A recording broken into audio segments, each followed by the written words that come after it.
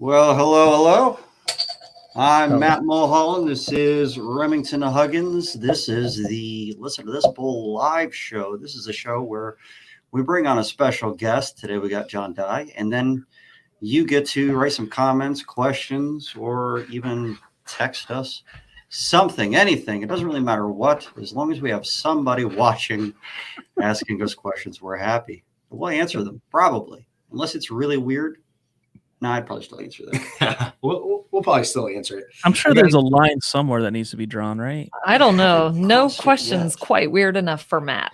Yeah, Have you seen this guy's beard? There is no line. He just goes with it, man. He just goes with it. We have John Dye on today. I can tell you this. Excited about today because last time we had a conversation, last time you were on, John, it was very good information. And I can say this. You talk to people in this industry, and a lot of times after the first couple of minutes, you're like, I don't know if this guy knows what he's talking about. I don't know if he's been there and done that. You know, I can say this, John, with you, you certainly are. And I'm glad you're here. I will say, power with you. yeah, man, I will say though, with that, like, I have been there, I have done that, and I have paid dearly with mistakes and lots and lots of experience tuition. Let's put it that way. experience tuition for experience is usually a lot more expensive than the stuff that you actually pay for. I Good. agree with that. Matt Yeah, for sure. Danskin's here. No kidding, dude. Old Matt Danskin. Well, I For like Matt everybody's Danskin. reference, today we'll be enjoying Sticky Stout by Red Hair and 420 strain IPA. I don't think I hate IPAs. Do you like IPAs, John? You know what? I don't drink, so Ah. I'm a Topo guy. If you guys see this Yeah. Topo here, I don't Well, know I'm a beer sorry. guy. Maybe I that. think we're great. This is my drink of choice. I have an entire fridge behind me full of these. We get Amazon Prime now delivers these to the office for us. So my No kidding. editor in the studio, he reads or he drinks these all the time too. So we're always drinking Topos around A here. monthly actually- subscription. Purchase peach Berliner Weiss beer. That's not going to get drunk today. I'm just going to have a Guinness. 'Cause There you go. There you go. That's his right hand man right there. Is the We all Guinness. know. We all know what we're getting into when we're drinking a Guinness. John, can I ask you a question? Yeah, for sure. So earlier you said that you've trials, tribulations, you've had mistakes. Can you tell me, and all the viewers here, one of the mistakes that you made that you learned from that you believe is very beneficial for anybody in this industry? Oh man, there's so many, bro. So man, that's a great question. There's so many mistakes I've made, and a lot of it has to do with running a business. I've ran several businesses. I was semi-successful. I did good in some of them we didn't do well in. We failed a lot. I will tell you this. This is the biggest lesson that I've learned throughout my entire life so far. And I've ran so to give you a little bit of backstory, I went to Bible college. I left college after the first semester and got into the car business. Ended up, and my dad's a contractor. My family, that's what they do. And I'm like, you know what? I want to do something I'm kind of passionate about, but just more of a hobby. I like going to car auctions. I'm going to go into the car business. I went to the car business. I started a little car dealership and ended up starting a few more. I moved to North Carolina. I was a youth pastor and I ran some other car dealerships there. And I had a really good time with it, but it was never something that I was super extremely good at. And then, but I mean, it was fun. We paid the bills. We made a little bit of money. It was cool. I moved out, got into this business, got into supplementing, and still kept trying to take my hand at starting my own contracting company, being a roofing contractor, running the show, being the boss. That's what I wanted to be because that's what my dad was. That's what my grandpa was. That was what everybody above me, has done for generations. So I felt like that's where I'm supposed to be, right? I'm supposed to be the builder, the guy that could do stuff. And I could build a house. I could do stuff like that. But running a business is not as easy as it looks. Number one. And number two, it's not for everybody. And that was the biggest lesson I learned. And I think it was Graham Desert. posted something on Facebook yesterday. And this is probably the second time I brought this up because it was a proverb, but it was really good. And he said, it said, those who work their land will have abundant food, but those who chase fantasies have no sense. And I took that, my interpretation of that, and it went straight to the heart for me because I was like, okay, those that work their land have abundant food. The ones that understand and have enough self-awareness to know what they're good at, what they should be doing, where they should be in life. The ones that have studied and tried and made mistakes and found success in certain areas and not success in other areas. Throughout all the things that I've done, I learned that I'm good at marketing. I enjoy sales. I don't like processes. I don't like systems. But I've always been the guy in charge.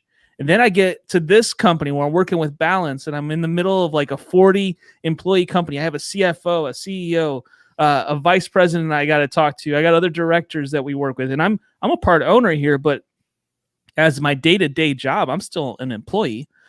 And now I'm looking at it, and I look at how much I've grown in the last year from being my own boss, doing my own thing, running my own stuff to where now I'm working within this organization. I've grown exponentially, and I think that I attribute a lot of that to, number one, having an amazing team around me that is, that I'm being held accountable to, and they're pointing out, hey, dude, you suck at this, but you're good at this. You shouldn't do this part. And I'm looking at it too, because I'm like, there's no way that I can do what Troy, the CFO, does, because that's not what I want to do all day.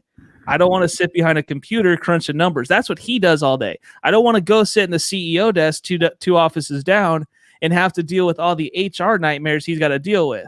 Okay? That's not my job. That's not what I want to do. I am good at what I'm good at. And I look at what we've done in the last year. You guys know ACS has only been around for like 7 months. The American Contractor show's only been around for like 7. We started this in June. Okay. It feels like it's been around forever. See, this is what we hear all the time because we've done. This is my entire job, is to make American Contractor Show successful, which leads to Balance being successful, which leads to the Art of the Supplement being successful, and everything else that we do is successful because I have this focused attention on what I'm good at, and I'm living this like life of, man, if I would have known this 5 years ago, I would be a lot happier right now. That I would have been a lot happier then, going through all the stuff, and would have not had to go through the school of hard knocks and losing tons of money and losing, all these things that we, and paying the experience tuition that I had to pay. But all that comes through like extreme self-awareness and having a team around you that you're accountable to, or at least having people that you're accountable to grow with. So that's my kind of personal thing. I've had this exact conversation over the last couple of months with Matt Behrens. I don't suppose he put you up to saying all that, did you? No, but I love Matt. He's a good dude. Oh, he's a good dude and very generous with his time, obviously. But man, it's preaching to the choir right now. I mean, this is exactly the kind of things that I've been thinking a lot about for the last couple of months. You're dead on. If you can stick to the things that you are best at and unload the rest of it, take off those hats that business owners have such a hard time taking off. Well, every person that starts a business in our space is usually a sales rep that thinks I can do it better. And so they go off and they start their own company. Out of all those, I can tell you a handful of them that have done really, really well. And I can tell you a lot more that haven't done well, that are still like a one-man show 5 years later, that are still struggling to try to figure out how to make it work, that are still struggling to try to get to the next level. And it's not that they're necessarily doing something they shouldn't be doing, but I feel like sometimes we're putting a lot more pressure on ourselves and a lot more unneeded stress and anxiety, and where you're trying to do everything and you can't ever focus on what you're truly good at. Whereas if you, instead of going off and starting your own company, maybe go off and work for a more buttoned up company, or go find someone with better processes and better systems that'll have a place to put you, that you are able to just grow. And then what happens is when you do that, you learn a lot more about yourself. You become so much more self-aware that by the time you do move on and decide to start your own company, you're actually equipped to do it. you're actually ready to do it. When you leave out of anger or frustration and try to do your own thing, it typically doesn't really work out that well. What role were you in prior to making this switch for yourself? As far as were you leading Art of the okay. Supplement? I had Art of the Supplement, which was just a one-man show where I was traveling around the country doing seminars. Okay. We were teaching contractors. I had some private clients that I work with, and I would travel out to their businesses and do that. Before that, I managed a roofing company with a team. And then before that, I had my own roofing company and home building company. And that was a pretty stressful time. I did good we did good. Like, we had a good business. We had but the marketing was on point, but I'm not a good, we were trying to build processes, and the people that I hired were mostly sales reps. And so it's hard to when we're all sales and marketing oriented, we're going to sell a crap ton of work, but processing, producing, keeping people happy, all the things that go into running a business, I'm not my dad. I'm just going to be straight up. My dad's not a great sales guy or marketing guy. My dad's a good production and getting work done guy. I'm a good sales and marketing guy.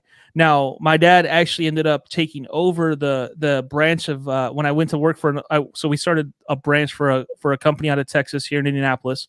I got the branch going. We did really well, but we were using their processes and their systems. And then that's when we built kind of Art of the Supplement, spun out of there. And what was kind of cool about that situation was I wasn't trying to leave, but they were like, hey, we know that you're really passionate about doing this Art of the Supplement thing, because I was starting to go out and travel more, and I was spending less time here at the branch.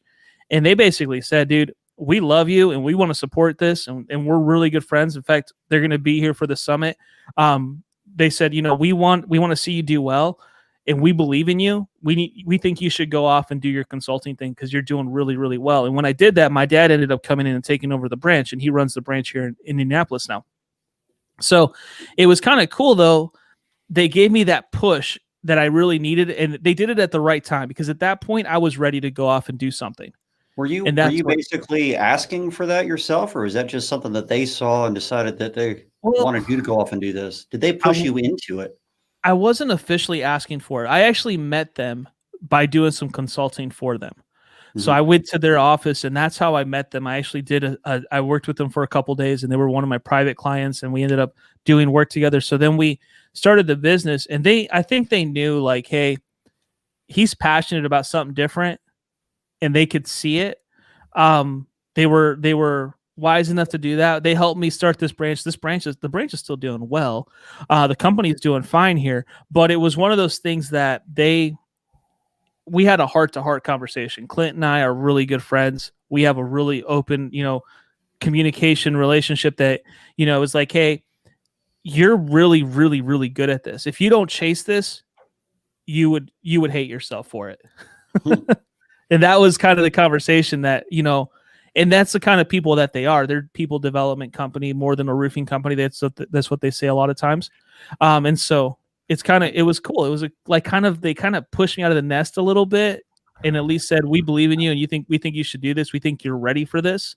When I wasn't necessarily sure that. I was kind of scared. I was a little gun shy, because I'd already, done my own thing in the past. I was comfortable in the place that I was. So I went and did Art of the Supplement, and then, I mean, it exploded, and Balance bought it, and it was an asset. We're now part of a bigger thing. We're growing leaps and bounds, but it all goes back to the self-awareness, though. I think understanding who you are as a person, understanding what you're really supposed to be doing in life, chasing that, and you'll find success. So how do you figure that out?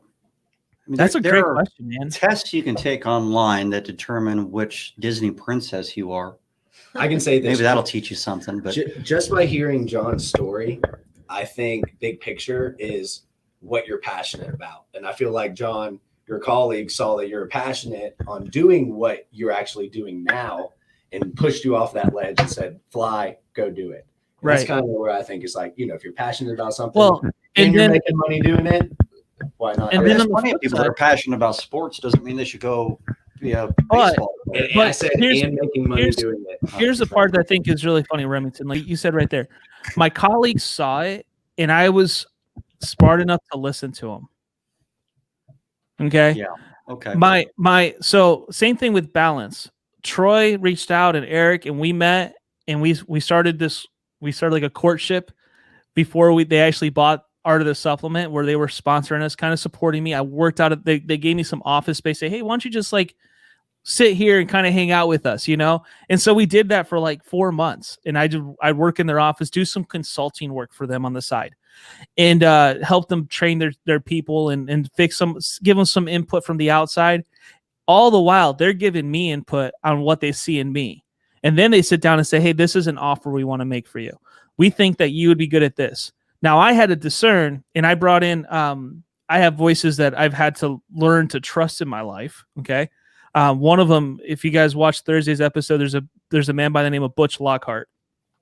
He's local here in Indiana. He was the vice president of GAF. Before that, he was vice president of Firestone Building Products, helped build the Mastery Elite program, been in the industry for years, very wise, great counsel. I help him out with stuff as much as I can. We work together. He's now the Malarkey rep here locally and a bunch of other stuff. And anyways, I brought Butch in, and it was really funny. He sat down. The story was he sat down at the table, and I've never seen Butch's resume. I knew that he had done some really cool stuff, but I didn't realize to what extent. And he pulled his resume out and showed it to the owners of Balance and said, here you go. This is who I am. And then he said, let's talk about what you guys are offering John. And I had a counter offer somewhere else. And I said, Butch, what do you think I should do? And he said, well, I like these guys. I think you got a good opportunity here. So I took it, and he said that was the right choice. He kind of steered me in the right direction to help me with this, this transition. But I've had to go through so much pain trying to do things on my own as a young person. When you're younger, you jump and hope you can fly, right? That's the key. The older I've gotten, the more I've grown to really listen to those voices and give those voices an amplifier in my life, rather than try to suppress them and think I can do that on my own. I don't care what you think. You're stupid. I don't want to hear it. I'm like, no, what do you have to say? Tell me more. What do you think I should be doing? And I've learned to trust them and understand that they're viewing me from a perspective that I will never be able to see.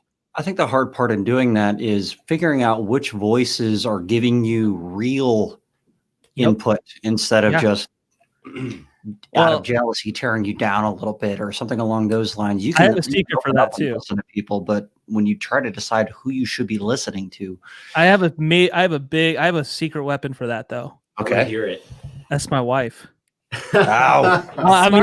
I'm being straight up. Like, my wife is the ultimate discerner. And this is something I've learned about her. I have learned that she is the ultimate discerner when it comes to this stuff. I filter just about everything through her. So when we got married, I've been married before, and I was very intentional that when I got married to Priscilla, that she was going to be a part of everything that we do. Like everything I do, like whether it be Art of the Supplement, we run an ASAP, we run the roofing company. The way I got her to marry me was I actually hired her to be my assistant. Was that part of a strategy? It was part of my strategy. No, like she was like a goal board with her on it. Actually, I chased her for months and she would not talk to me. And so, the way I got her to hang out with me was, we would talk, but we were just like, she would not let me take her out or do anything. And so the way I got her to marry her, to at least let me take her out, was I hired her. I flew her here from Kansas City. I said, I want you to work for me for a couple weeks. I had just fired my assistant, and she came out here. She had a one-way ticket. I never sent her home. So I got her to date me. We got married. The whole story goes. And she called it sneak a life.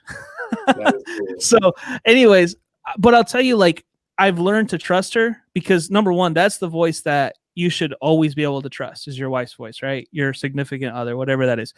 And I 100% have learned to trust what she says, because she's wise, man. Like, that's the end of the day. Like, girls are wise.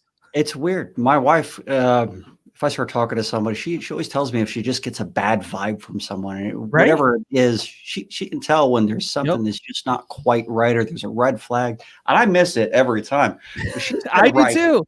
100% of the time. It's 100%. Crazy what happens, but you got to have a good woman behind you to make that work. Dude, she said whatever she says, I always I always listen. I've learned to at least, and she's always right. So let's just put it that way. She is always right.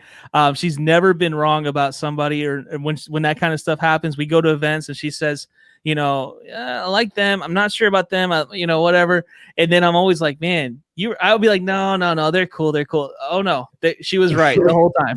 So it works every time. She's It's because us women, we just know things. We know things. You guys do. You guys have that. What do they call that? In a room having an argument, though, what happens? Oh, you leave. Back out. You just leave. Slowly. Is one of them wrong? Hands at your eyes. Back out. Are they both right? Yes. Olivia says you just back out. Don't Just ask. run. Just run, man. Get out. Just let that I one want to say the same thing about my wife as well. I just want to throw that out there. And I know Ashley's watching, so you definitely got to give her a little shout out here. Yeah, I actually just posted a comment. That's one heck of a how I met my wife story. It is. Yeah. It is. That was pretty good. Well, you forced her to marry you too, I'm sure. So Oh yeah. I didn't the force her to way. marry me. I just threatened her job if she didn't. I'm just messing with you. She, I said, you can go back home, but you don't have a job. So good luck. You have to be good at sales to land a woman like Ashley. That's all I'm saying. There you go. That's Number I one. might have oversold it. Maybe a little. Hey, but I want to say something real quick. We were talking about this, and I will say one of the people that recently was a huge inspiration. You're wearing the shirt right now, and that's why I got to bring this up. That shirt is a picture of our truck, our ACS truck that's parked outside right now. That truck was wrapped by a guy named Philip Curtis, and he was amazing. He was he was a real inspiration for us. And you talk about this a little bit. I learned a little bit more about Philip's story recently, and was spending some time researching it. And he was this guy worked all the time, and he was doing big things. He was growing his business. He had people shipping cars in from all over the country to wrap them. And you guys have seen you've seen the truck in person. The truck's gorgeous. Amazing. Oh, Amazing. it's one of the most beautiful wraps ever. It's a piece of art. And I met his designer was there recently. We were talking about some stuff, and Philip was like the same way though. Philip, how did he was running a business within a business. He was extremely successful, but you know what? I didn't pay when I went to go get the wrap. I didn't talk to Philip about how much this is going to cost, or here's my credit card, any of that stuff. I talked to his office people about that. He had people doing that. All he did all day was wrap cars, and he did an incredible job. He was a master at his craft. He had become nationwide renowned for wrapping. He was the wrappercist. He had built his brand around how good he could wrap a vehicle. And it was true. It was amazing, like works of art. But his designer, I talked to someone else about the design itself. He made it a reality. And so I look at like what he was doing, his success to that point was so awesome. And I believe it's the same principle, that focus, energy, learning what you're good at, focusing in on that and mastering that craft. I feel like there's so many people that want to be business owners, but you don't realize like a business owner is such a unique person. At least a successful business owner. It's such a unique personality that it takes to be able to scale and build a business and recruit and do all the things and run all the stuff that they've got to do. I wish I had that talent, like that I could run and like grow a business, but I don't. I clear, at least not yet. I may develop it over time, but right now I don't. Right now I've learned that I'm really, really good at marketing and, building brands and, putting together events now and doing the thing. Like, I love that. I love the technical side of it. I'm so embarrassed right now that I don't have a real camera in front of me right now. Well, suddenly you look really good. I don't know what changed. Your internet got better. I don't know. Priscilla maybe got our off internet. whatever device she was on. No, she's not. I'm actually at the office today. Okay. So, but there's so many things that I've had to learn, and learning that stuff is really important. I think she's jumping in here. I think that's She her. did. I see that. I see Art of the Supplements commenting, and I know that's her because I'm not her. doing it. So it's got to be her. Oh, it was terrible things, Priscilla. Horrible. You should not have let him on here alone. Hey, John, I'm man. going to piggyback a little bit off of what you said and lessons that you've learned and growing and who you are. I feel like we're having somewhat of an intellectual, cerebral conversation a little bit, getting a little in depth. Yeah, with a beer. I just want to say this, that I am a firm believer that people that are geniuses and brilliant don't necessarily come up with the information.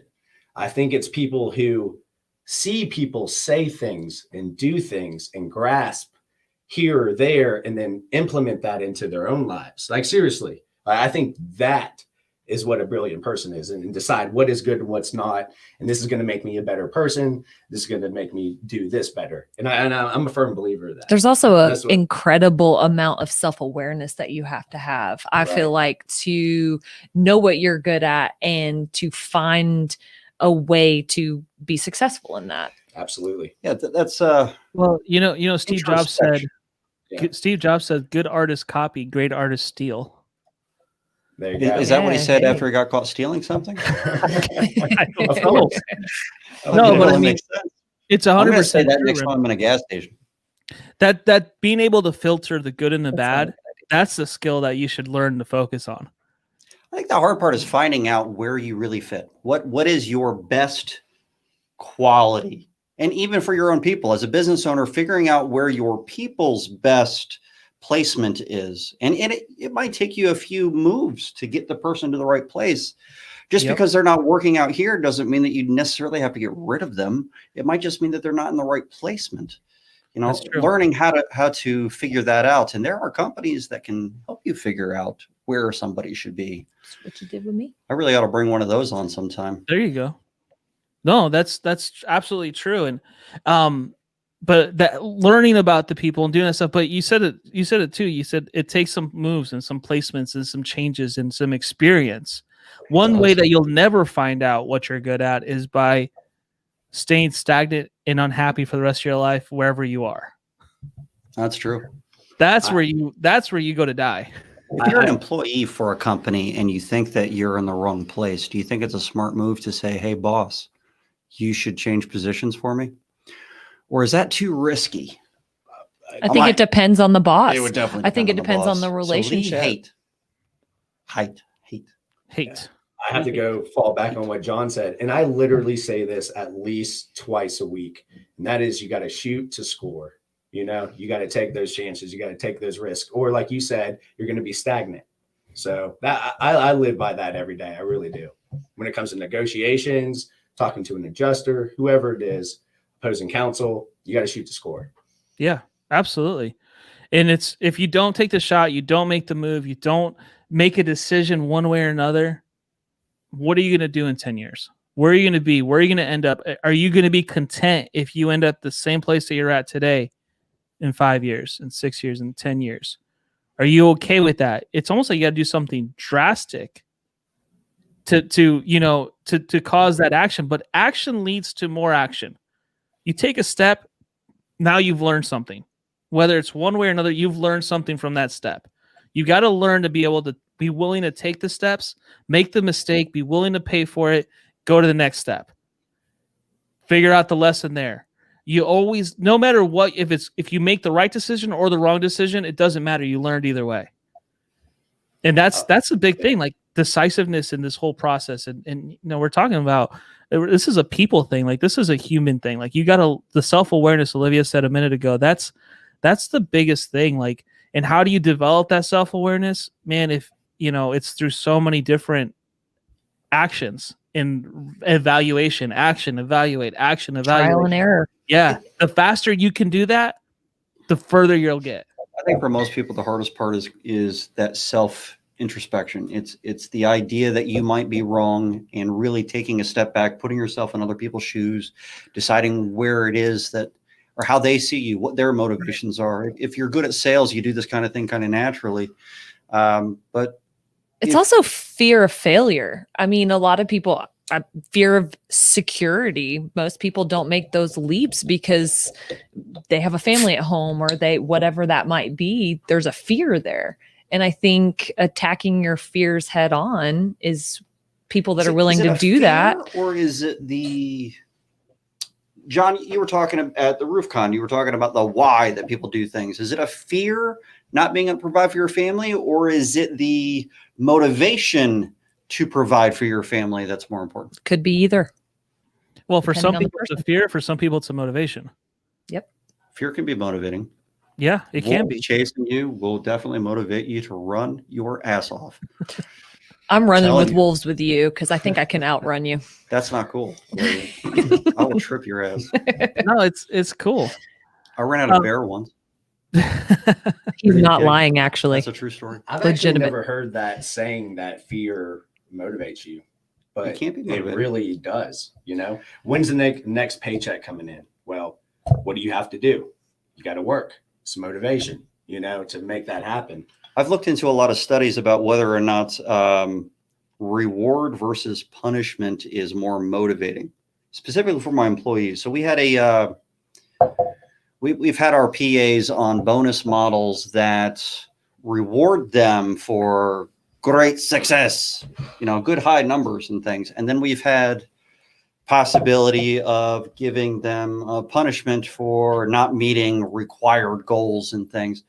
And in my own company, giving a reward, something that they had to achieve in order to gain something, was much more motivating. We got better results out of our people from that. And there are a ton of studies that definitely go down that road. It really surprises me. You said you were in the car business. How often did you get docked back from doing something, or somebody bringing a car back or something along those lines? Well, I own the car lot, so I always lost money if That's someone a big else difference. Yeah. So I it was was. in the car business means I was a salesman. Oh no, That no, is I didn't, way I didn't different, sell John. cars. No, I was. So the way I got into the car business was right like the week before I was supposed to go to college. I wrecked my car, and so And just thought, I'll own a car. John's business. always got a good story for everything. I am now coming to this conclusion. He's got a story. okay. I So love it. I need a car. I want to what's hear have it. a deal. what's even funnier about this was I was literally the next. So it was a week before college. I had a '91 Honda Accord, and it was a nice little car, little high school car, And I was supposed to go to Chicago the next morning. This was a Sunday night. Monday morning, I'm supposed to go to Chicago to pick up a BMW little 3 Series. That was going to be my college car. Okay, that I had bought. I was gonna get my first car on my own, kind of thing. So I'm getting ready to go to Chicago and buy this car. Well, dumb me. I'm dropping my then girlfriend off at her house Sunday night, and there's an S curve that I missed the turn, and I went right into a pole, wrapped this car around a pole. I'm fine. The girl's kind of hurt. Her parents live like a mile down the road. They can't pick her up, take her to the hospital. I call my insurance company. They're like, yeah, that's great. That's awesome. You have a liability only. And I'm like, oh, are you kidding me? So what's crazy about this? So she goes to the hospital. She has an MRI done or whatever. She's fine. She just had a couple scrapes and bruises, Mm-hmm. The insurance company gives her like $5,000 out of a settlement to make sure that she never comes back around or something. I don't know. Like they paid her off. $5,000. They give her $5,000. I got $0. So I had a wrecked car, no money. That was my down payment on my next car. Okay. And I'm just like about to go to school. So I ended up selling the car for like $400 for scrap. I took the $400, went to the car auction. So needless to say, the girl got $5,000 and her parents bought her a car with that money. I went to the car auction, took my $400 and bought a $300 car, because by the time you get auction fees, everything else, it's like $380 out the door. So I bought a $380 car and I flipped it for like $1,500 and I was hooked. I was like, oh my gosh, this is so much fun. So I kept going back to the auction and buying more cars and flipping stuff, and ended up getting a dealer's license and getting this little shop going, and with one of my buddies, and we were selling cars, and that's how I got into the car game. It was just, and we ended up getting into like high end cars. I was 19 years old. I had a Maserati that I got a lot of tickets in and stuff. And I ended up, because we were selling cars to these guys that were all mortgage brokers in like 2005, 2006. These guys were working in like call centers and making $400,000, $500,000, $600,000 a year. And they wanted like all these high-end cars. So they would call me and say, hey, I want a yellow Porsche 911, blah, blah. And I would go out and find it for them, ship it out to them. And somehow I met a guy at an airport is how that happened. And this guy, I met a guy at an airport that worked there, and he knew I had a dealer's license. I started buying cars for him. And then all of his buddies in the call center started to call me too to buy cars. And so I was shipping cars like all over the country for these people, selling them on eBay, doing all kinds of stuff. And that was my thing into the car business. It was a ton of fun, but then it got serious because it started to grow more. We had more people, and then the fun of it just went away. Then eBay died, and no one was buying cars on eBay anymore. It did. It was terrible. What car did you buy for $385? It was a Mercury Sable. Okay. A white Mercury Sable with the blue interior. I'll never forget that. Nice. It smelled terrible. It was the worst car ever, and I sold it for $1,500 to some poor sucker, and I was ecstatic. I got a car once in college where if you hit the accelerator from a stop, the seat would fall backwards. And no matter how hard you held onto the steering wheel, knowing it was coming, there was no way to keep yourself from falling backwards. It was horrible.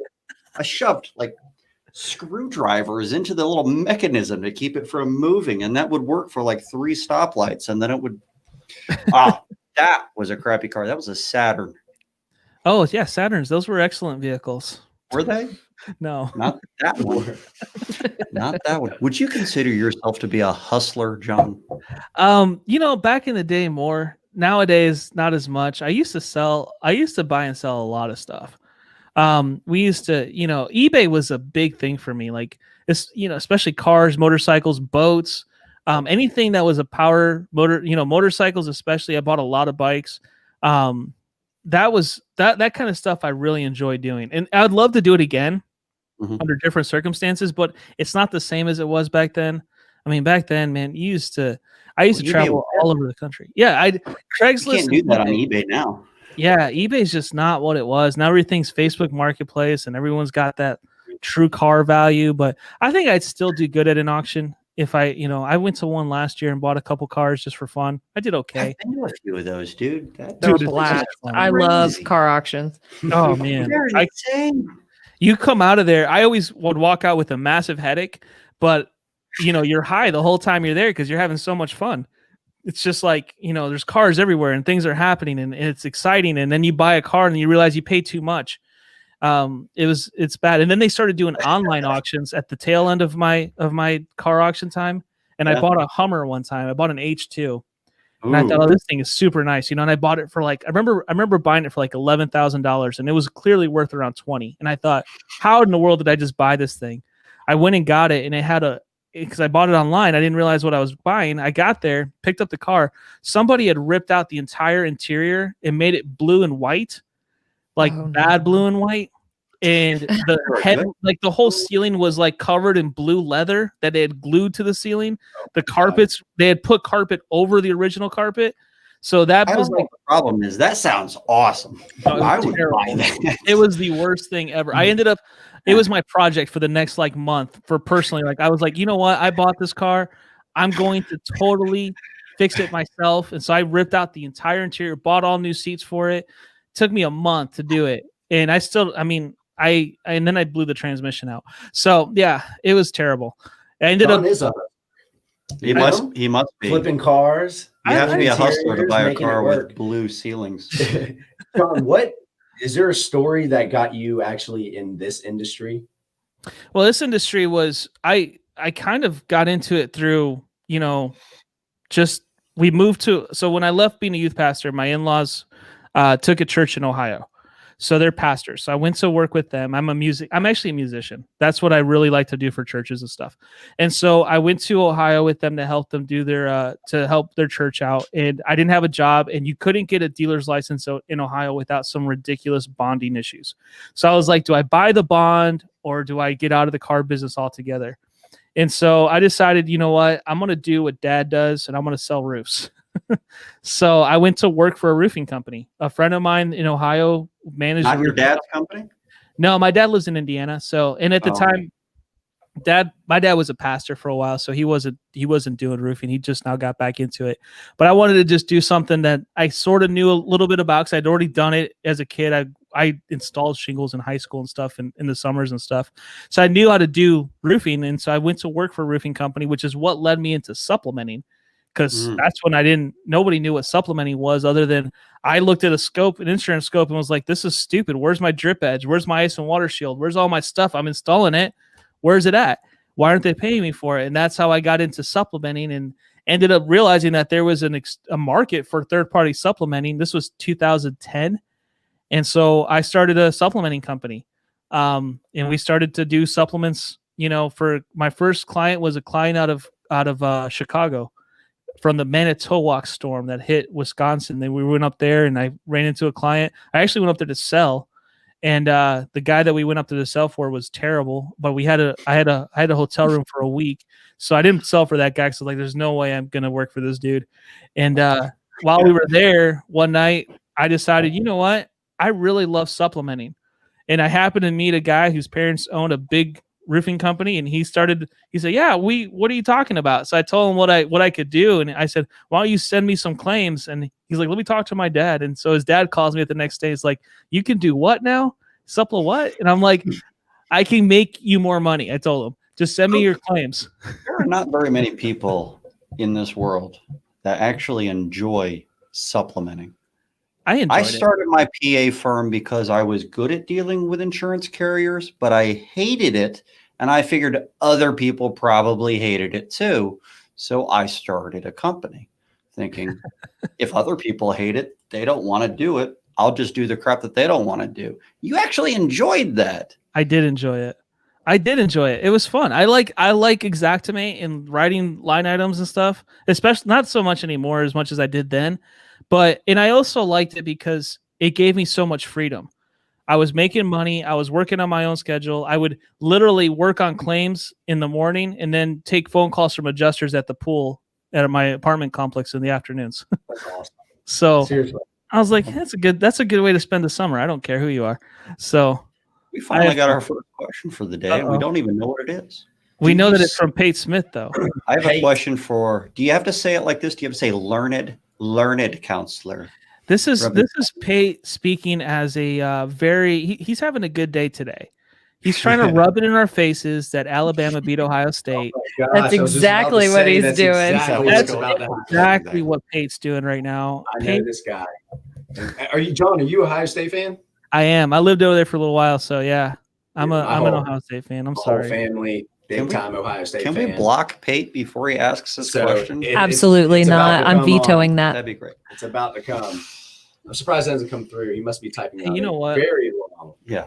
We didn't have sermon. Let's just put it that way. There you go. First play of the game. He was out. It was done. I was like, that's it. There's nothing we can do. Did you watch the rest of the game? Oh, yeah. I mean, I played Call of Duty and watched it. I watched a video last night that John put up with this vibe board thing. Oh, man. Dude, that thing is awesome. Dude, that was cool. What was even better was watching you struggle with it. It was fantastic. I had literally just gotten that thing in, and I'm like, I want to totally do something with this. This thing is so cool. You're going to have your speakers from this American Contractor show coming up later this week. Hey, can I tell you something about that real quick, Matt? Yeah. So, we've been really big on the American Contractor Summit. Now, this one's all about sales, marketing, building your business, the foundational things about business building, the things that I'm not good at. I'm bringing in a lot of people that are really, really good at that stuff. Okay, I'm not speaking at this summit. This is not I'm kind of hosting it with Nathan Thibodeau, but I'm really just kind of behind the scenes. Okay. All these guys that are way smarter than me are doing it. So this is kind of the first summit of the year, and we do this on purpose. So we've decided that the American Contractor Summit should be like the continuing education of the industry a little bit. And so first summit is all about, the foundational things that you need to do at the beginning of the year while you have time, while you're working on your business, right? Work on your business. This is the time to do it. April 15th and 16th is the American Contractor Storm Summit. And Matt, I know you're going to be there for it because we talked about that. But we're literally going to have an entire summit, 2-day event, all about the insurance restoration part of this industry. So we're going to have PAs, attorneys. We're going to have, the supplementers. We're going to have contractors that focus in on this to share their knowledge, how to take advantage and make this storm season a major success for your business. And so this is the next summit. And this is the first time I'm talking about this publicly in front of a camera anywhere because I have not announced it yet. So right here on the Listen to This Bull show, we're going to talk about the American Contractor Storm Summit that's coming up. Now, we'll announce it officially during the summit this week, but should we just assume that everybody that's watching this is going to go to the one that's later this week then? Yes. And ignore that one? We're not going to talk about that. I mean, we can talk about it if you have questions about it. It's already $100. If you don't go to that, you're stupid. Exactly. The next one's going to be good too, though. They're all going to be good, and they're all going to work together. But this next one is going to be all about the storm part of this industry. And I know that that's really the majority of the audience that's in this show is going to be really interested in that one. If you're a business owner and you want to build your business and you want to grow and you want to learn some stuff, this summit that's coming this week will be great for you too. And for sales and marketing, and I mean, Joseph Hughes is a beast. Dale Childress is a beast.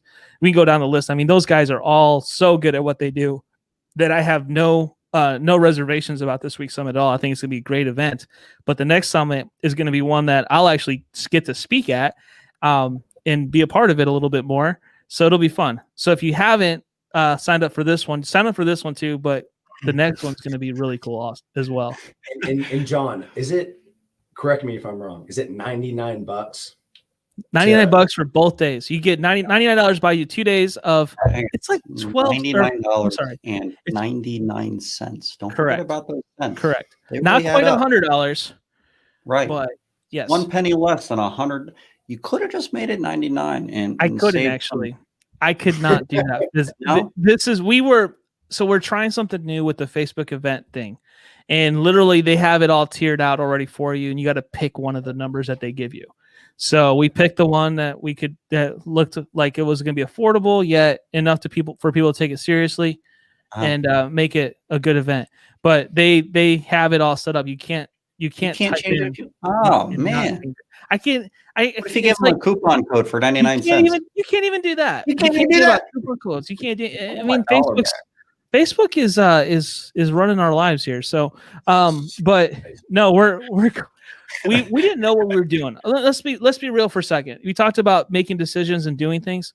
The whole summit thing was not something that we sat down and said, all right, let's build this whole plan and then push this out. It was like, okay, we're going to do this. We're going to do it on these dates. How do we make it happen as easy as possible to get the first one going?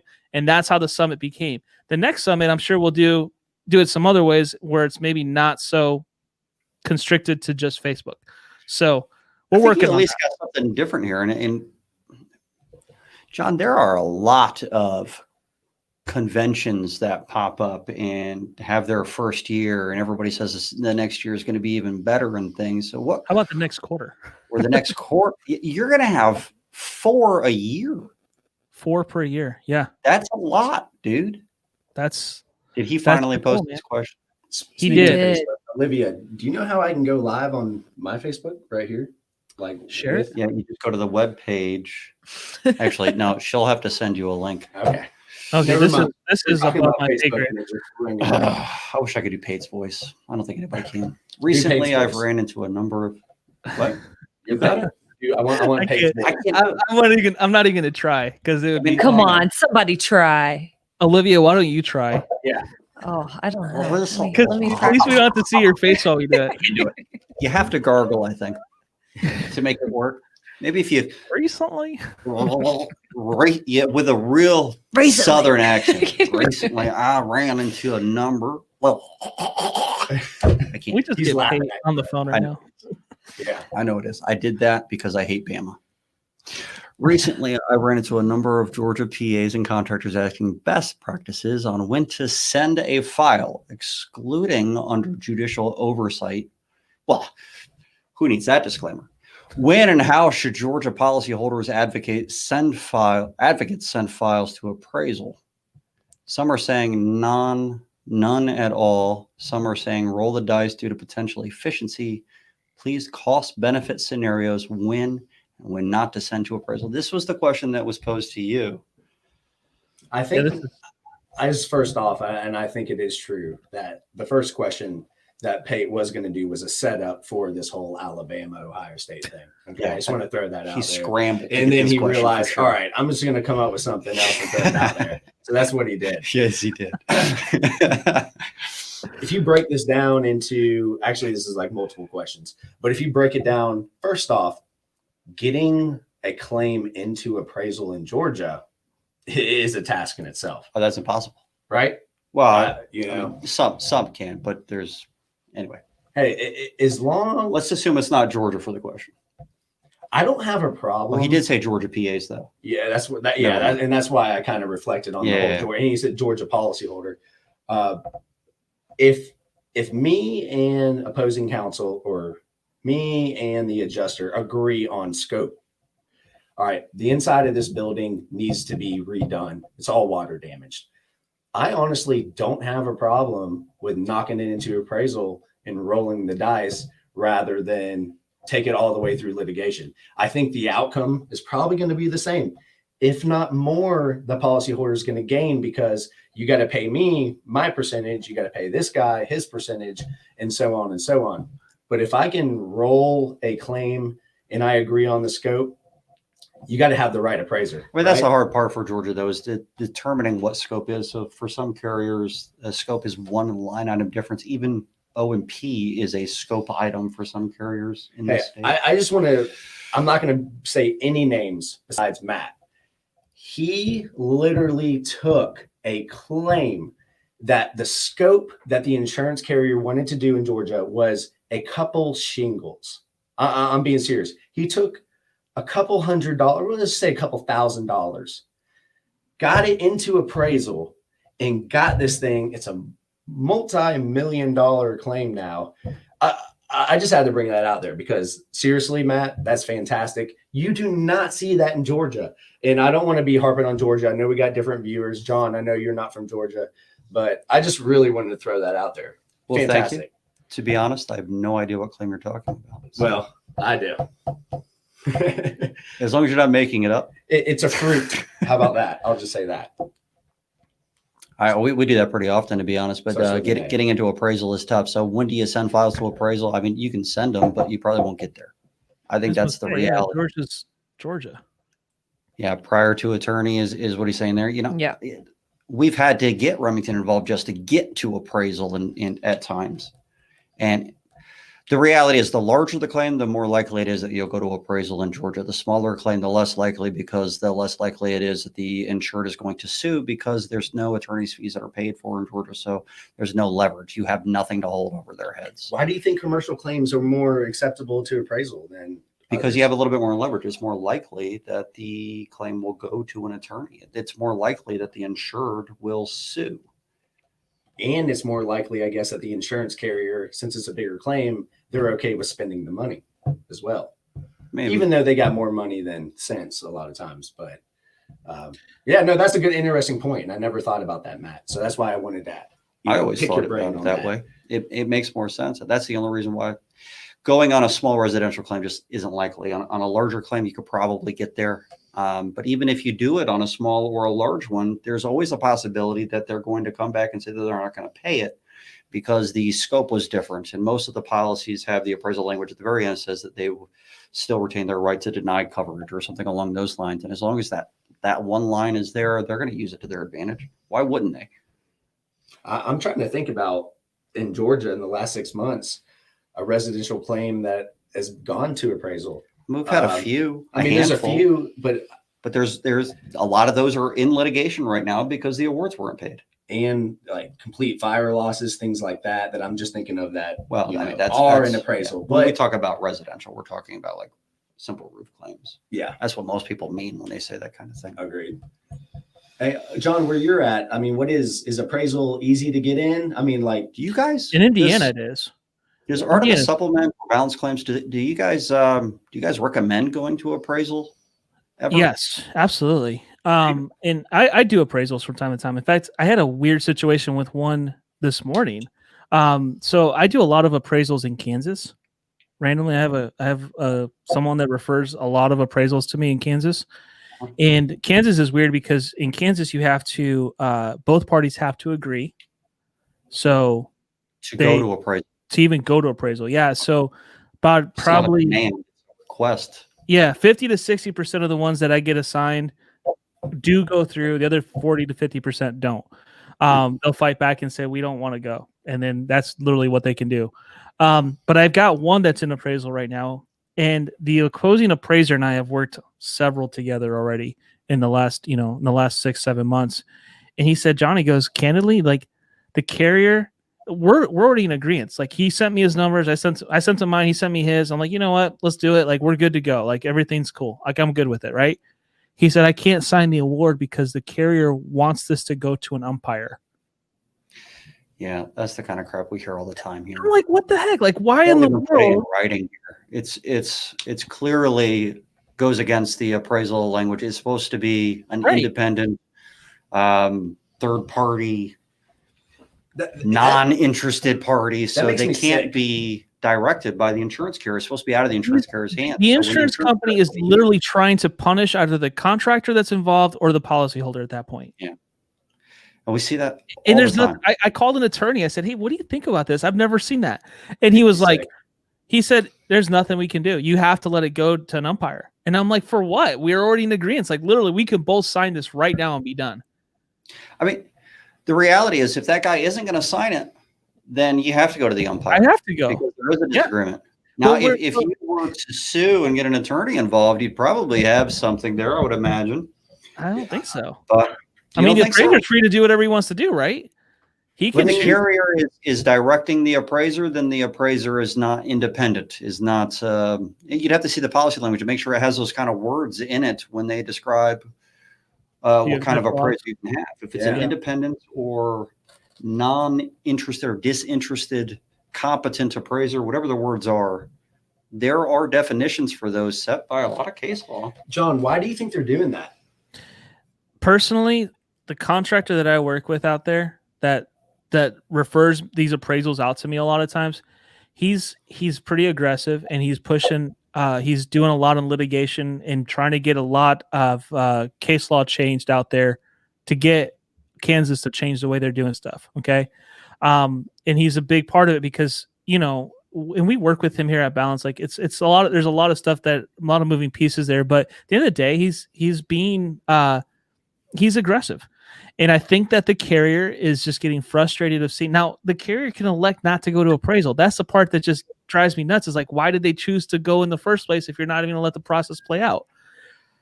But I feel like that they're trying to punish this contractor specifically and target those claims that are attached to him.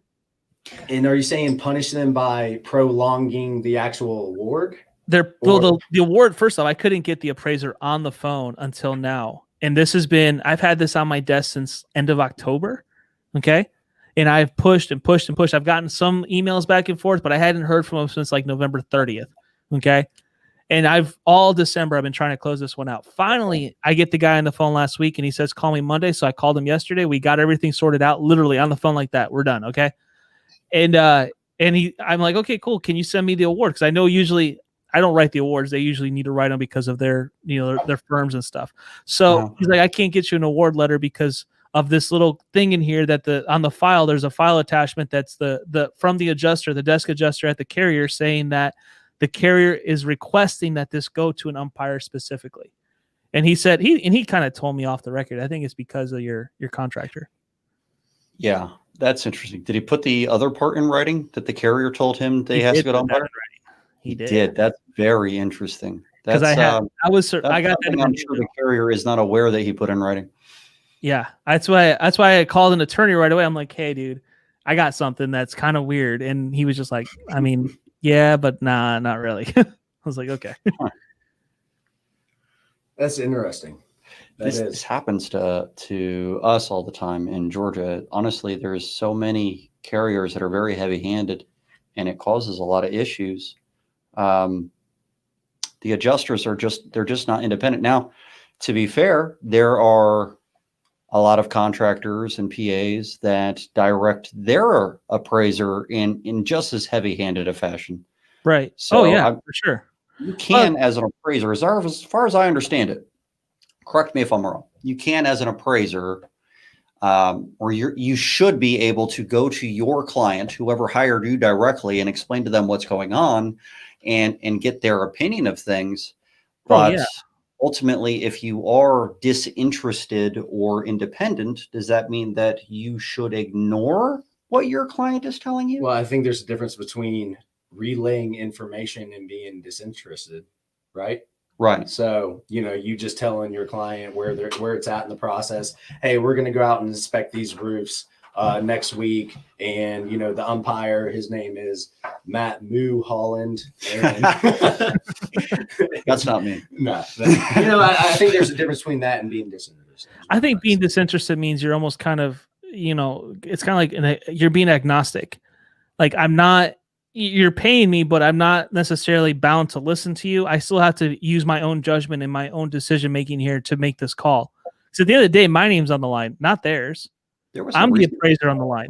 On that particular term, not that long ago, I actually developed a questionnaire for engineers based off of the terminology they used for what disinterested meant.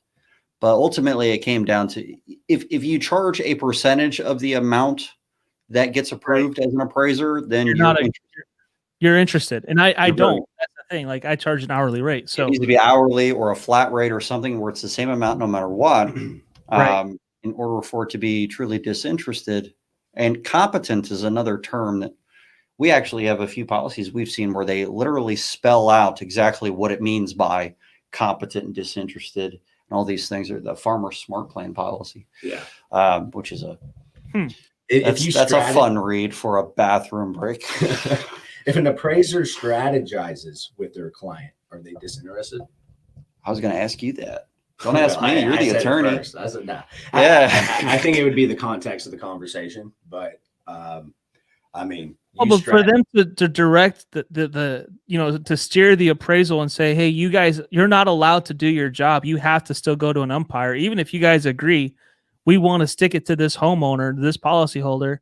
You've got to get an umpire because that's ultimately what they're doing. They want the policyholder to have to pay the umpire. But I wonder if it comes down to whether or not the appraiser is determined to be a representative of the insured. As a PA that represents the insured, if there's a settlement offer that's given, I can't just accept that offer. I need to go to my client and get their approval for it. If you're an appraiser and you represent the insured and there's an appraiser, I don't think you shouldn't have to go and get them to approve that settlement because it's not. I probably could. But it would be unethical for me, especially if it's a settlement offer where there's like a release or something involved. That would be something I wouldn't want to do without getting approval from the carrier. And in some states, it definitely is illegal for you to do that without the carriers or not the carrier, the insurance approval. Well, I have to set this. I'm setting the cost of the repair based on that's being competent though. If you're competent, I agree. If you're competent, you should never have to go back and say, oh, is this enough? It's like, no, I should have done my job enough to know 100% that this number is enough to get this job done. We often get when they name their appraiser, they might name a company. Mm-hmm. And then that company might have multiple individuals involved. They might have the person that meets on site and then somebody completely separate that's writing an estimate. But that means, when you say appraiser, you typically mean a one person, right, not a panel of people. And that one person has to be competent to do the entire job of the appraiser. So to have somebody else write an estimate doesn't make any sense. If they have to get an expert involved for whatever reason, does that mean that they're not competent for that kind of a claim? I think that's showing that you are competent because you are asking questions to make sure that you're not dumb. Okay. Well, actually, I like that answer a lot. Have you, in any of your appraisals, have you had an actual contractor, a third-party contractor outside the panel hired to actually draft an estimate? I think if you're having to get somebody else to draft an estimate, I think that would fall under not being competent. If you're being asked to set the value more than anything else. So if setting the value is writing an estimate, that should be the one thing that you have to. And I can write an estimate, and that's not a problem. But a lot of the appraisals that I've been getting lately are post-production roof claims, where the contractor came in and said, "Well, here's our bill, and there were some additional items that the carrier disputes." So the homeowners are forced to take it to appraisal. And so at that point, I'm using that as the baseline estimate, saying, okay, this is what the contractor is asking for. Do I write my own? I do, but I always make sure, like, okay, this is really where they're starting at. And now I go through and fine line that estimate all the way through, make sure that they did apply the correct codes and everything else through Xactimate, and that there's some sort of third party, that all the bids are there, that everything's correct.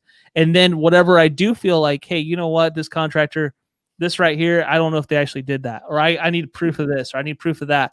And then at that point, that's just, I'll sometimes use that estimate, but it's still, at the same time, I make sure that it's accurate. I think it's a cost incurred basis kind of a deal. And then it's It's very different from having to write your own estimate. Now, Though, I can do that. Let me ask you this as an attorney. If the appraisers have to abide by the appraisal language in the policy, but they're not supposed to act as attorneys, if John were to have an issue with the appraisal that he has now and try to argue that the opposing appraiser shouldn't be getting direction from the carrier, and he used the appraisal language to say that, is he acting as a public adjuster or an attorney without a license?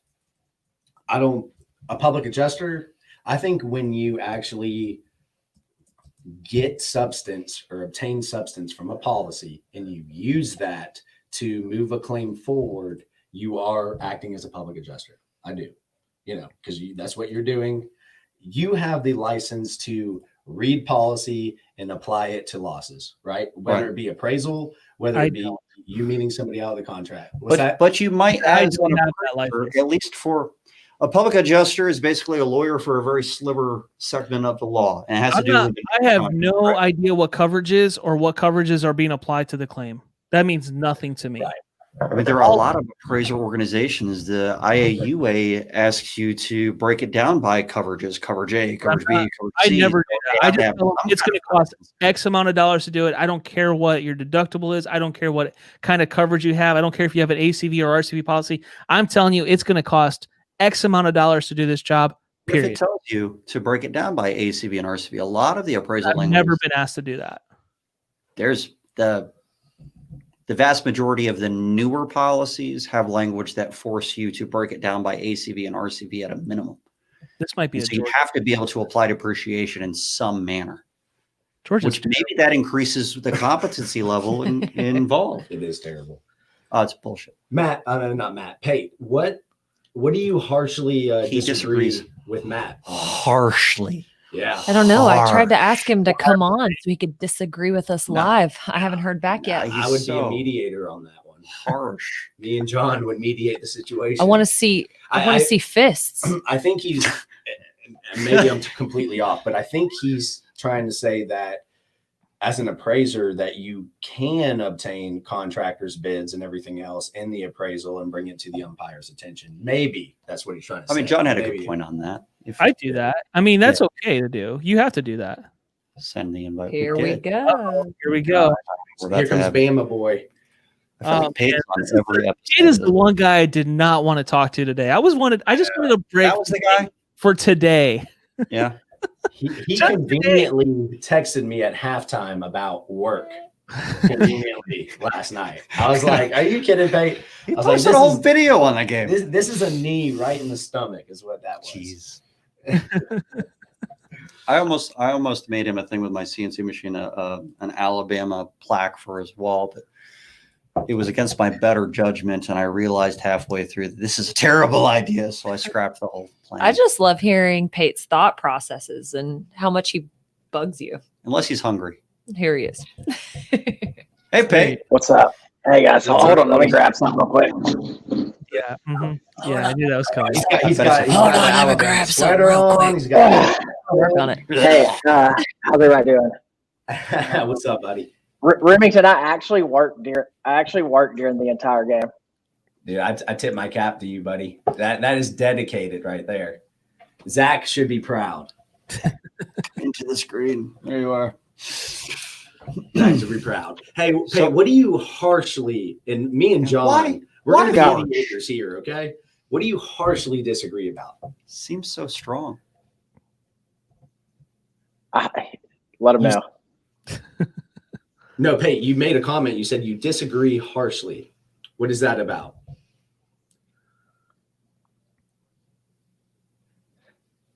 Hold on, because I'm getting like 10 different. Oh, hold on. Let me turn this one feed off. Stop. Hold on. Okay. Oh, good. He was probably listening. Oh to my goodness, that's weird. Yeah, I had like 5 feeds coming in because she sent me the link, and when I clicked on it, I guess I clicked on it twice. And so like you guys would say something and it would be like voice, and I was like, whoa, this is way too much. We're good now. Only one feed is happening. Okay, That's awesome. so what do you disagree harshly with Matt on? Yes. Why so Matt's because you don't have to provide an estimate to be an appraiser. That does not make you a serve any sort of expert status. Well, how do you come to an award if you don't have an estimate? Yeah, you're Based on supposed cost to. The estimate can be provided by some other deal. Let's say you're in Atlanta. Okay, let's use a. I'm sure there's some sort of tile cathedral in Atlanta, right? Yes or no? Mercedes-Benz Okay. Stadium. Let's just use that. Okay. Yeah, perfect. This is good. Okay, we looked at a very similar loss to that this year. So on a stadium, how do you come up with an estimate? You know what? I would be calling John to help me out on that one. Calling Right, but John or Paul Reed. So basically what you do is you have to bring in all these different companies, right? And then the companies are going to provide different values. The values then get put in. And then when it's something like a stadium, you're going to have not a traditional estimation and appraisal sense, but you're going to appraise different trades. And then you're going to have something like, let's say, a Gantt chart, right? Inside that Gantt chart, there's days, times, that specific things happen and specific things fall into. So what's that? I don't know what a Gantt chart What is it? Is that a schedule, pretty much? Yeah. So like on large losses, you'll have a schedule of how specific trades have to happen in order, and then a projected timeline, and then you'll have things that are like costs to increase in time, right? And so that way there's a predictive number in timing, because the longer that a loss has to be restored, there's specific costs involved in that. So the Gantt chart allows to take those things into consideration. Contractor, you have to get bids from subs. So the argument wasn't that it was a question more than anything, whether or not the appraiser has to be the one that writes the estimate. Now, for the vast majority of claims that aren't as complex as the one that you're talking about, then most people would argue that maybe the better term would be prepare the estimate. I mean, it has to be. I don't think it has to. And what I'm saying by that, Pate, is I agree with you. Like what I'm saying is it's preparing the estimate as a competent construction expert. And by that, you're finding the right people that can give you that information to give you that, that evaluation. Now, and then you're talking about time loss and ALE and everything else, or whatever that on the commercial side is. That's being the appraiser. You got to have that kind of expertise as well, I believe. I think you bring that to what's more important is to have an individual that is skilled in appraisal, an expert in appraisal more so than an expert in preparation of claim or ability to apply claim to coverage. I think that too oftentimes we put people that are, PAs or expert appraisers in the same box when it's two separate skill sets. What's Jennifer's totally different here about? And it's directed to Pate, and it's right on the subject we're on. So, Pate, what's up, bro? The expert, just the facilitator. Are you a facilitator, Pate? No, I don't think I've never done an appraisal. I wanted to a couple of times, and people told me that I can't because it's not my highest and best use of time. And I was like really bummed because I was like, dude, I bet I do good at this appraisal game. And they're like, nah, man, can't do it, bro. I don't know. Yeah. It's hard to make a lot of money. So hold on, Pate, where's the line then between appraisal and public adjusting? Like where? Huge line. Where do you step into the public adjusting game as an appraiser?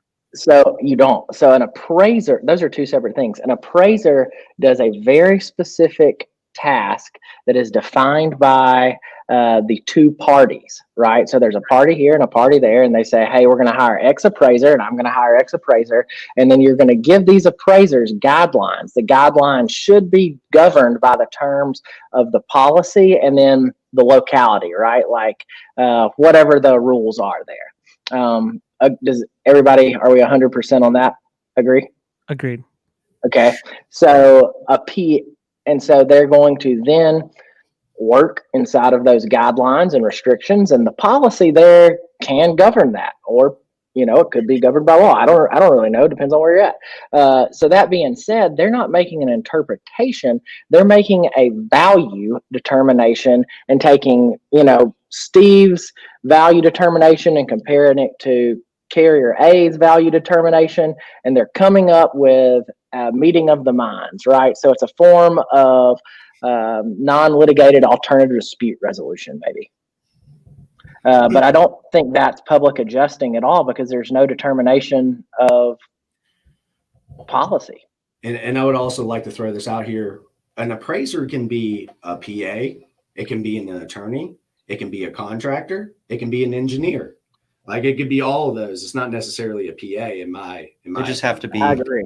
So Yeah. that's the Really question. Whether or not they're competent. I think that's what we all can do. And I also want to say there's a distinction between an expert and being competent.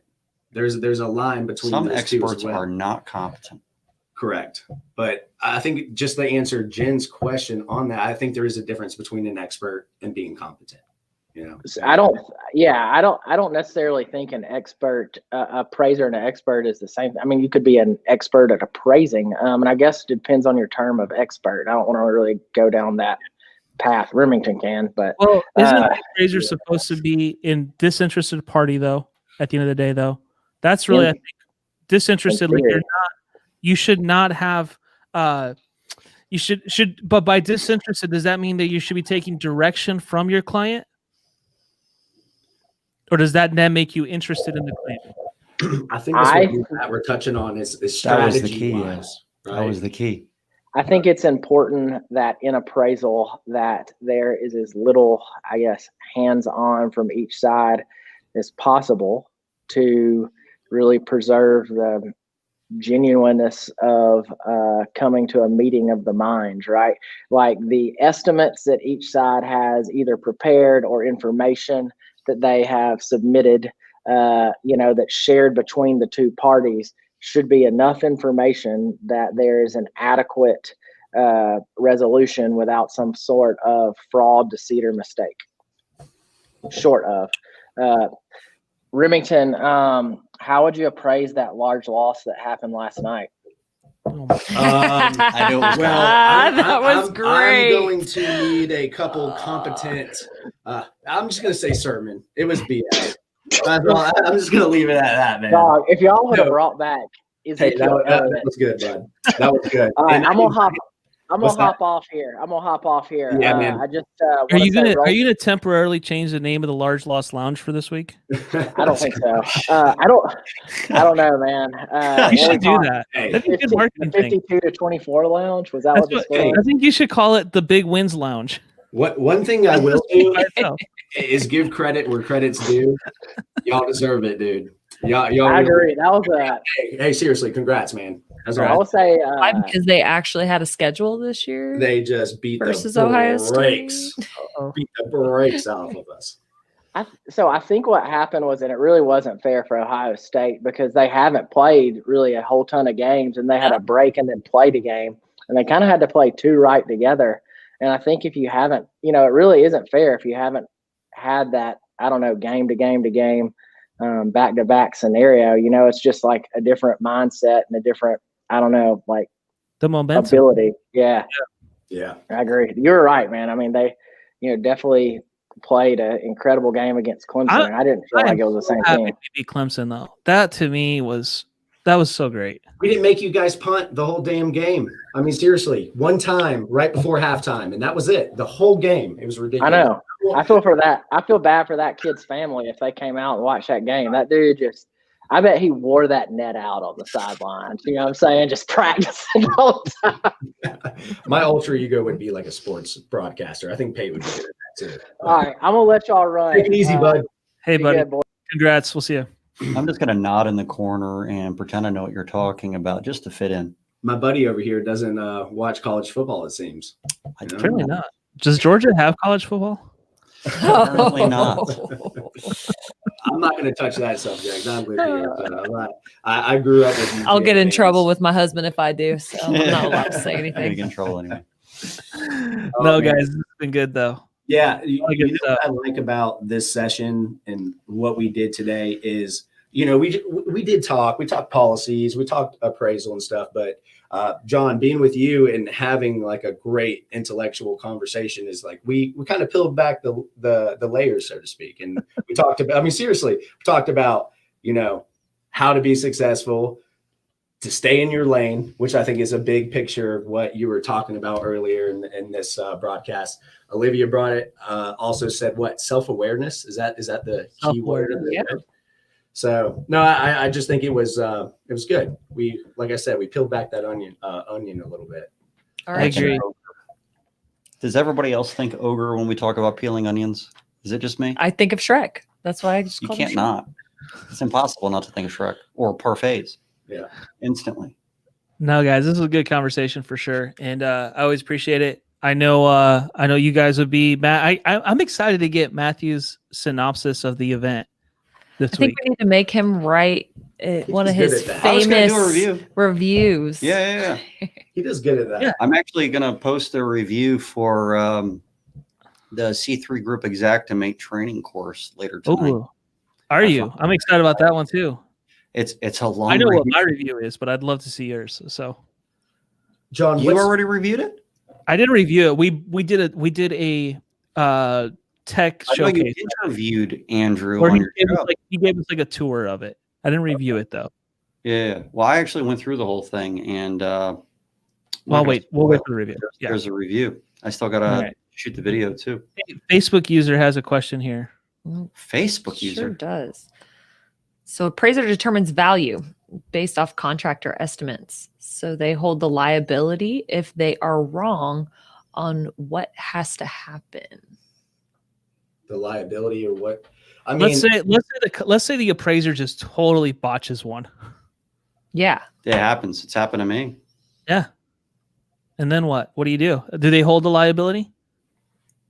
Well, I mean, you could always sue for incompetence or something like that. I would assume. negligence, something like that. But you know what? I mean, at the end of the day, it's two of the three that sign off on that paper. Are you saying if two of the three? If you're saying if both appraisers agree, but one of them, let's just say for the policyholder, is just way off. Let's say he just like goes with the opposing appraiser, and that's just like completely nonsense money. I mean, I think you can make a case for it, but I What don't if- know. What if you How far met does an it go? appraiser often, an opposing appraiser often, and you noticed a trend that every single one of the claims that you've dealt with that person always ended up with umpire, and you always ended up signing an award with that umpire at thousands of dollars higher than what that opposing appraiser. That happens all the time.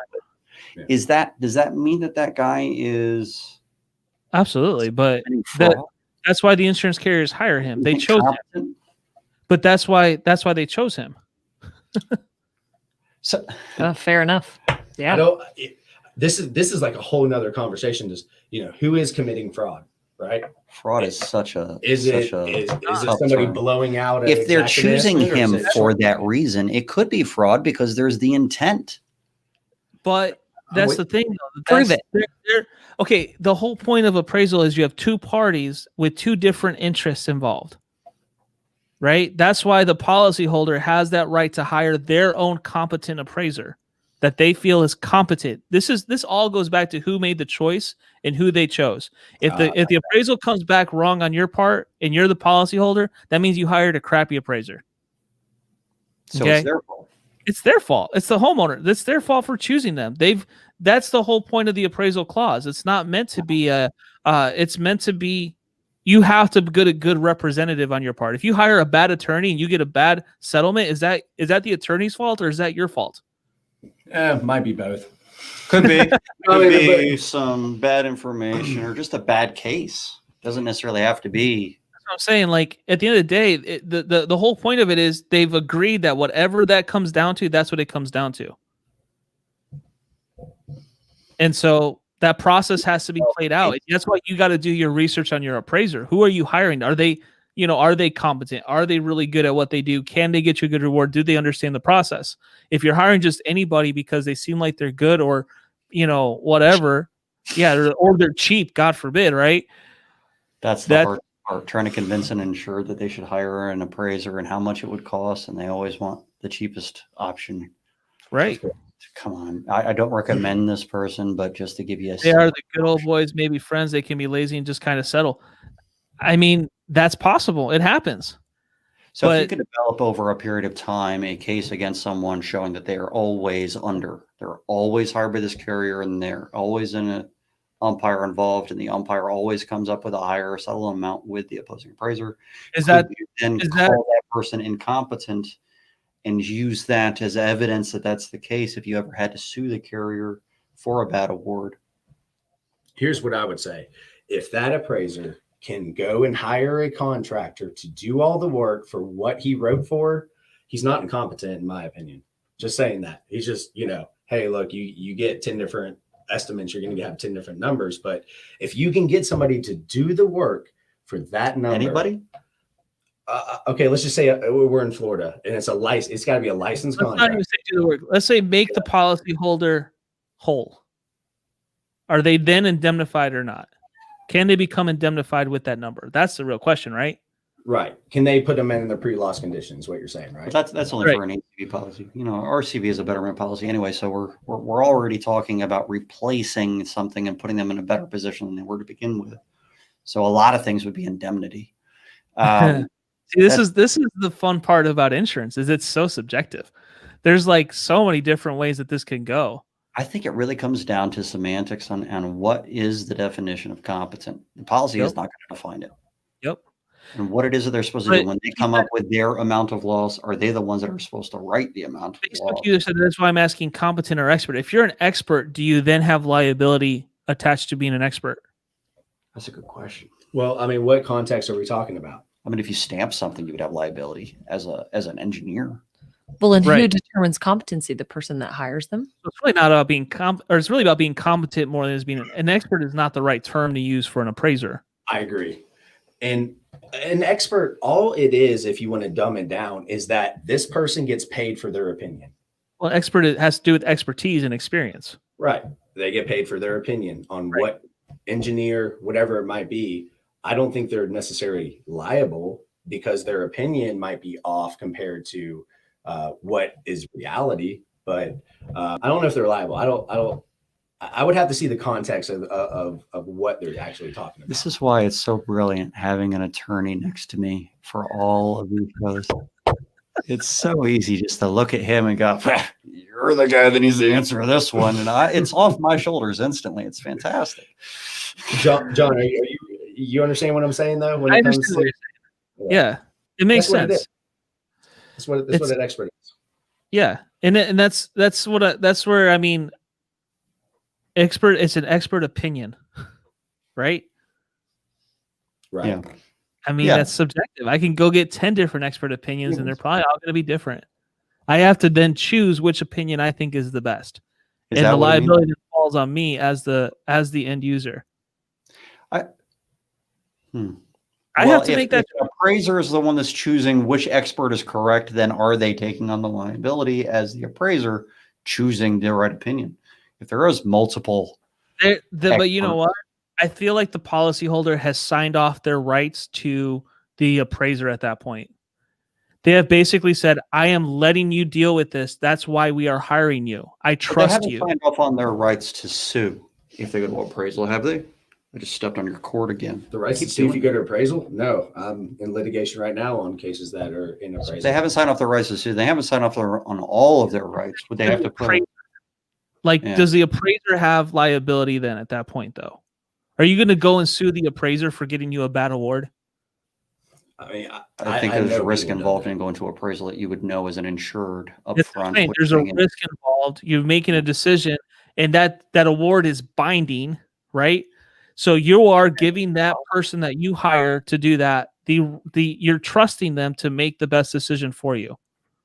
Right.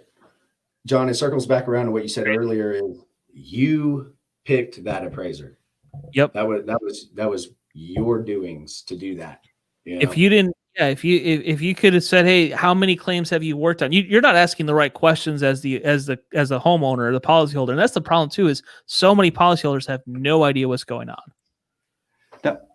Hey, Pate, when you post something like, here's a good video on the debate, you should be posting a video of this recording right now that's happening. So I don't know how you're posting a link of what we're doing right now, but that's pretty impressive. We're on YouTube.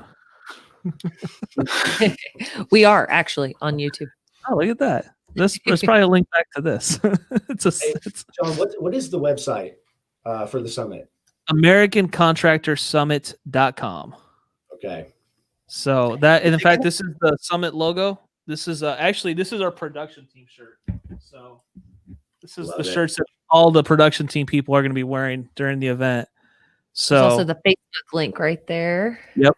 There's the Facebook link for you. That'll take you to the event. That's really where you buy your tickets, is on the Facebook event. If you just Google or type in the Facebook search bar American Contractor Summit, it'll pop up. $99, people. $99. Toilet paper is more expensive now. I'm super It excited, is. John. It is. Excited. It's I think that for $99, that's going to be the part that people are not going to realize, that they're like, this is way too cheap for this, because this is way better than I thought it was going to be. Does it feel like a microtransaction for contractors? And It really is a micro. I did the ROI yesterday. If they made an extra $10,000 off of this, I don't know if you saw that on my buy board. I struggle with that machine that you had. It was fantastic. It was 10,000% return on investment. So Nice. It would be so easy to overcome $99. One half of a nugget. And that's Half our of- thing. Like, I want to make sure that everything we do is value. I don't want it to seem, I don't want anyone to ever say John Dye is so freaking expensive in his stuff. Or, and that's the thing. Like, we want to give it to everybody. Like, that's the whole point of doing it virtual, is that anybody and anyone can log in, watch it. You don't have to be in business for 20 years and have a bunch of cash and $20,000 to take your team to an event somewhere. You can log in, get the same amount of value, get things going, and then, start in that direction. That's the whole point of this. $99 for your whole team, because you're all watching it together. Yep. Mask on, probably. With the mask on, please. Unless you're watching it alone, I put that in the disclaimer. So You need to have a very large office to watch it with your entire team. So save it. unless you're in South Carolina, they don't have masks over there. Are you going to teach the speakers how to use that thing beforehand? The though? Vibe? Yeah. I'm gonna have to. The thing was, it's cool. It's cool. wicked cool. It's really cool. And I was my wife, after I did that last night, we did I shouldn't admit to this. So the dogs were like super into it. Like, they were just like digging it. They were sitting there watching it. And then they saw me doing it. So we started to write. We did a lesson to the dogs about toys, treats, or better food. They got to pick. And they really were studying the board. My wife took a video of it. It was great. They couldn't decide which option was the best for them, because they like toys, treats, and really good food. So we'll see what happens. And then Priscilla got on there and she started writing on it. And she's like, "Can this thing stay here forever?" Because she's kind of artistic that way, and she loves that thing now. So Really I have to take it away from her tomorrow night. So I'm going to develop my talk around that machine, just so it looks so integrated and seamless. And then it'll probably break the day of my thing. So that's how my look works. It's pretty foolproof. I really liked it. So we'll see how it goes. I'm excited to use it for the supplement boot camp. Pre-plan a talk in general. Look that foolproof. Would you say, Olivia? I just want to see Matt pre-plan a talk in general. Well, yeah, okay. Good. That would be That sounds like me. That's what I do. At RoofCon, I think I had when I did my breakout. That's why they didn't have my slides up in time. If you sat in there, I sent them over to them literally as I was walking onto the stage. I'm like, here are my slides. Let's do this. RoofCon was so busy, but yeah, it still went well, but it was still I felt so unprepared, but it's all good. We're prepared for this week. We've done, did you watch the trial stuff last week with Butch Lockhart? Yeah. That's the stage. That's how it's going to look. Other than we'll have the vibe board up there. It's all, 4K cameras. Like, it looks really good. We posted another one today with Aaron Christie, and this guy, Aaron Christie, he's on his second year of business, did $10 million this year in 2020. I mean, okay, that's the second year. So the guy's blowing it up. He's not from roofing. He comes from a different industry. Super cool. So Nate Thibodeau and him sat down. I almost didn't post it though, because we recorded that one first last week and we were testing stuff out. And I didn't realize that the sound quality had gotten messed up until after we were done. And so we fixed the sound quality, and then he had to jump on a plane, so we couldn't shoot anything else with him. We fixed the sound quality before Butch went live, and we got all that sorted out. Everything's perfect now. I watched that. It really wasn't that bad. It was bad enough. I could tell. Let's just put it that way. It's not as bad as the video that we're looking at right now, looking at you. That's the other thing too. Yeah, I know. But I was very discouraged about that. But the content was so good. I don't think that's going to be the summit. That's not going to be the summit. Summit's going to look a lot better. So even if the audio is like that, no, the audio cannot be like that. $99, you still get so much value, and then you can rewatch it. No, my brother is an audio engineer, like a professional audio engineer. And he's the one that fixed the audio for us that day.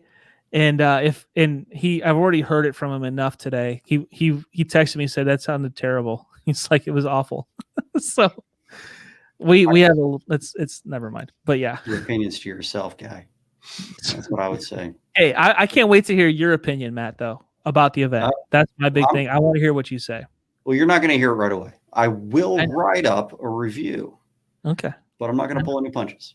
That's exactly what I want to hear. You're going to say the audio sucked. I might.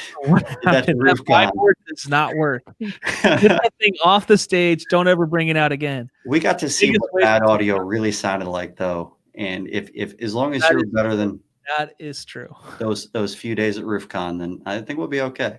That's true. I'll not forget that. If they could post those videos from those so that we could all hear what it was supposed to sound like, and people could get something out of it, that might be better. Well, for yours, you could just replay it. Here's what you missed at RoofCon. Yeah, there you go. I love your reviews, man. He preferences with, "This is my honest review." Yeah. Every one of them are titled "Honest Review." It needs, well, yeah. You know, that way, when you get mad at me for writing something that was, you didn't really want me to write. Well, honest. That's when you reply incompetent. Right. I'm a competent reviewer. I'm going to start them all off with that. I am not an expert reviewer. I am. Disclosure. Cool. John, it's been a pleasure. I appreciate you coming back on. I look forward to watching your thing in the next few days. And we've already had all over the comments exactly where they need to go to jump on there. Yep. Any closing remarks? No. We got one from your wife. Closing remark. Uh-oh. She's got a better remark than you do. John always wants to bring more value than what's being paid for, whether it's quality of content, audio, or whatever. Love that about him. Or whatever. Whatever. Score. There you go, man. John, always a pleasure, buddy. Always a pleasure. Remington. Matt, Olivia, thank you guys. Thank you. We'll see you guys later this week. See you, buddy. All right. Take care, John. So next week, we've got John Wood coming in. Look at all of those beers, you lushes. We zoomed out. Really there's another one. So oh my bad. God. Yeah. These aren't even opened. It's just like a case. Sure. None of these are open. This one I had, this one. All right. Those are empty. Shut up, Olivia. God. You have a whole bottle of wine in front of you. Unopened. Nobody can tell. So it's hearsay. I'll just put my face on next time. You should. So we got John Wood coming next week?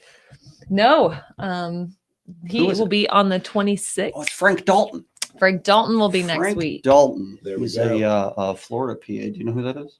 I do not. I look forward to it, though. He's on the public adjuster panel at Win the Storm. He did give us one of those hat photos. He did. A very great hat photo. It was a good one. It was a good one, which I'm very thankful for, because so many of those others just didn't do anything. I added a hat.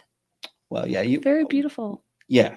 I mean, we could have put the other photos that we were going to put on them, but Not everybody wants an entire card of your face. It was pretty funny. It was really good. Anyway, so Frank Dalton will be here next week, Tuesday at 4. Look forward to seeing him. He's got a lot of insight on how things work in Florida. And he's been on a few of the other shows. I think he was on Pate's Lursless Lounge. Yeah, we got Pate's approval. He was great. Frank is on legit. There. Oh, there you go. Yeah.